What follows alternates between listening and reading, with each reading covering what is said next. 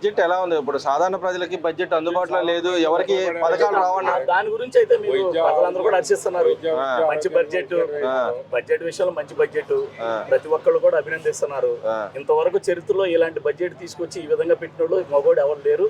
ఇది ఒక కూటమి, ఇది పవన్ కళ్యాణ్ గారి వల్ల సాధ్యమైందని ప్రతి ఒక్కళ్ళు కూడా ముక్తఖండంలో తెలియజేస్తున్నారు. కానీ ఇక్కడ ఏ సంక్షేమ పథకాల్లో కూడా దాంట్లో ఉన్న లబ్ధిదారులను తగ్గించి చెప్తున్నారు తప్పితే ఏ అలొకేషన్ లేదని చెప్పి అంటున్నాడు కదా జగన్మోహన్ రెడ్డి గారు. జగన్మోహన్ రెడ్డి ఎప్పుడు చూసినా కూడా పచ్చగా ఉన్నాడు, పచ్చగా ఉందని ఆయన ఎప్పుడు చేసేదాన్ని అవినీతి పరులే కదండి.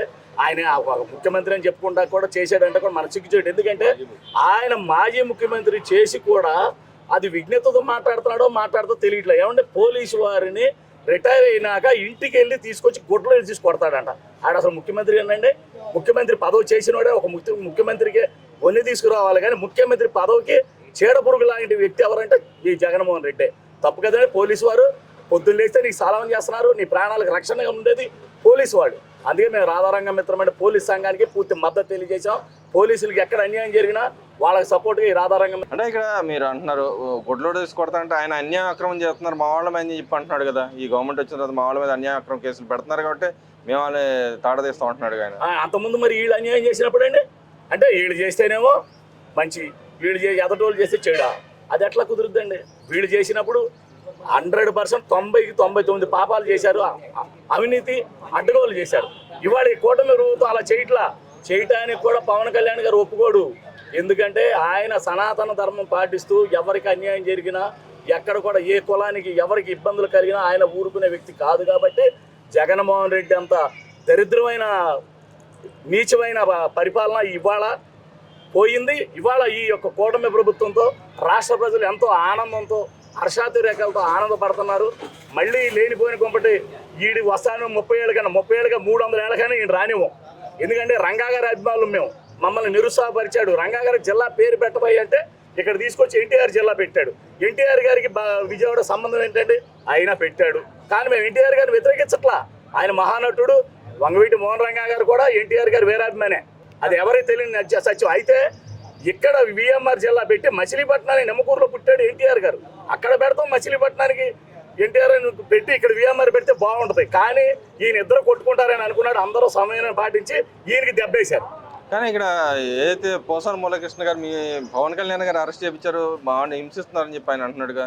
పోసాని కృష్ణ మురళి అన్నవాడు ఒక లఫింగ్ అండి. పోసాని కృష్ణ మురళి ఎంతసేపు ఏ విధంగా మాట్లాడాడండి? ఏంటి పవన్ కళ్యాణ్ గారు ఆడపిల్లల గురించి, ఇంట్లో ఫ్యామిలీల గురించి మాట్లాడుతున్నాడు. ఎవరైనా కానీ అన్నం తినేవాడు అలా మాట్లాడతాడండి. ఈ విధంగా ఆడిని ఆ విధంగా ఎట్టడంలో 100% తప్పు లేదండి. నా ఉద్దేశం అన్ని స్టేషన్లు తిప్పి గుడ్లోకి తీసుకొడితేనే ఇట్లాంటి వాడికి సరైన న్యాయం జరుగుతుందని నేను అనుకున్నాను. మరి అంబట మీరు మాట్లాడినప్పుడు లేదా మమ్మల్ని అన్యాయంగా అక్రమంగా కేసులు పెడతారా? పవన్ కళ్యాణ్ చంద్రబాబు అందరూ మాట్లాడారు కానీ ఆయన అడుగుతున్నాడుగా. ఆయన ఒక డ్యాన్సులు రాంబాబు అండి. ఆయన ఎంతసేపు డ్యాన్సులు తప్ప ఇంకేం కనపడవు. సంబరాలు రాంబాబు అని పేరు. ఎంతసేపు ఎదటోళ్ళ గురించి విమర్శిస్తాడు కానీ ఆయన వెనకాలతో ఏం చూసుకోడు. ఏంటంటే అలా విమర్శిస్తే నేను గొప్పవాడు అనుకున్నాడు. ఆయన అలా విమర్శించబట్టే ఎందుకు పనికిరాని కొరకరాని కోయిగా అయిపోయాడు. ఇవాళ ఏదో నేను మాట్లాడితే పెద్దవాడు అనుకున్నాడు. ఎంత మాట్లాడితే కూటమికే లాభం. అలా లాభం అంటారు ఆయన మాట్లాడితే? నా లాభమేనండి. ఎందుకంటే అతను మాట్లాడేది ప్రజలందరూ గమనిస్తున్నారు. ఎందుకంటే ఈ సంబరాలు రాంబాబు, డ్యాన్సులు రాంబాబు, ఈయన మాట్లాడేదంతా ఒక జోకర్గా చూస్తున్నాడు. ఏది పోసాని కృష్ణ మురళిని ఒక జోకర్గా, ఈ అంబటి రాంబాబుని కూడా ఒక జోకర్గా చూస్తున్నారు రాష్ట్ర ప్రజలు. అంటే ఎంటర్టైన్మెంట్ కోసం పనికొస్తారంటారు? అంతేనండి. వీళ్ళు కేవలం ఎంటర్టైన్మెంట్, ప్రజల్ని ఏదో మన కాలక్షేపం మేము ఉన్నాం. ఎందుకంటే రేపు రాబోయే రోజులు ఈ 11 సీట్లు కూడా రావని వాళ్ళకి అర్థమైపోయింది.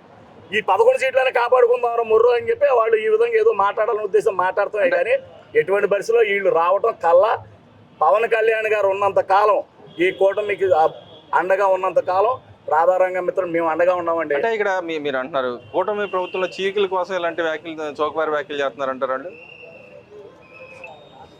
లేదండి, కూటమి కోసమే వ్యాఖ్యలు చేస్తున్నారంటే చాలా అబద్ధం. కూటమి ప్రభుత్వం ఎప్పుడు కూడా నిశ్చయంగా, నిర్భయంగా, నిజంగా వాస్తవాలు మాట్లాడుతుంది. ఏదన్నా ఉందంటే ఒక కూటమి ప్రభుత్వం, కూటమి నాయకులే. ఏమంటే వైఎస్ జగన్మోహన్ రెడ్డి తాలూకా మాట్లాడేవాళ్ళని కూడా 100% అబద్ధాలు, పచ్చి అబద్ధాలు అనమాట. అంతకన్నా ప్రజలందరూ చూస్తున్నారు, గమనిస్తున్నారు. మనం చెప్పాల్సిన అవసరం అంతకన్నా వేరే లేదు. అంటే గతంలో పవన్ కళ్యాణ్ గారు ఒక వ్యాఖ్య చేశారు, ఆయనకి ఇక్కడ 40% లేదు కాబట్టి మేము 40% ఉందన్నాడు కానీ ఇక్కడ కోరం లేదు కాబట్టి మేము ప్రతిపక్ష నాయకుడు హోదా ఇవ్వలేదని చెప్పారు. దానికి ఆయన కౌంటర్గా ఆయన కార్పొరేటర్గా ఎక్కువ, ఎమ్మెల్యేకి తక్కువ అని చెప్పి మాట్లాడుతున్నాడు. దాన్ని ఎలా చూస్తారు? దానికి మేము ఫుల్గా ఇచ్చామండి. ఆయన కార్పొరేటర్కి ఎక్కువ, ఎమ్మెల్యేకి తక్కువ అంటే ఈయనకి అసలు ఆ కోడికెత్తికి ఎక్కువ, దీని తక్కువ అని మా వాళ్ళందరూ ఇచ్చారు, నేను ఇచ్చానండి.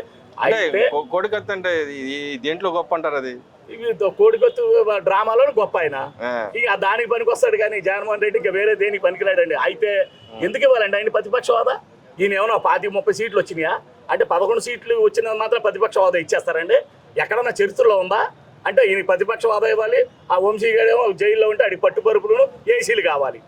ఇదా వీళ్ళ కోరికలు చూస్తున్నారండి. ప్రజలు విసికెత్తి ఇలాంటి వాళ్ళ ఎన్నుకున్నామని ఇప్పుడు పశ్చాత్తాపడుతున్నారండి. ఇప్పటికైనా మనం కళ్ళు తెరిచాము, ఇప్పటికైనా మనకు మంచి జరుగుతుంది కూటమి ద్వారా అని చెప్పి ప్రతి ఒక్కళ్ళు కూడా ఆనందం వ్యక్తం. కానీ జగన్మోహన్ రెడ్డి గారు అన్నారు ట్రాన్స్లో ఉండి జనాలు ఏదో ఇచ్చే తాయిలాల కోసం ఎగబడి ఓట్లు వేశారు కానీ నా వైపే ఉన్నారని చెప్పి ఆయన అనుకుంటున్నాడుగా. మరి ఇంకా ఆయన ఊహించుకుంటున్నాడండి. ఆయన ఏంటంటే వీళ్ళందరూ వెనకాల ఉన్నారు అనుకున్నాడు. వెనకాల ఉండి ఏం చేశారండి? 11 సీట్లుగా పరిమితం చేశారు. మరి అప్పుడు కూడా వెనకాల ఉన్నారు. 175 వైనాట్ అన్నాడు, ఏమైందండి? ఇప్పుడు కూడా అదే పరిస్థితి. అంతకన్నా ఏమి అందులో ఆ సమస్య ఏం లేదు. వాళ్ళ కుటుంబ సభ్యులు కూడా పవన్ కళ్యాణ్ గారికి మొగ్గు చూపుతున్నారు. వెనకాల ఉన్నా కూడా పవన్ కళ్యాణ్ గారికి ఓటేసి నీకేసామని చెప్తారు. అందులో ఆశ్చర్యపడక్కర్లా మీరు.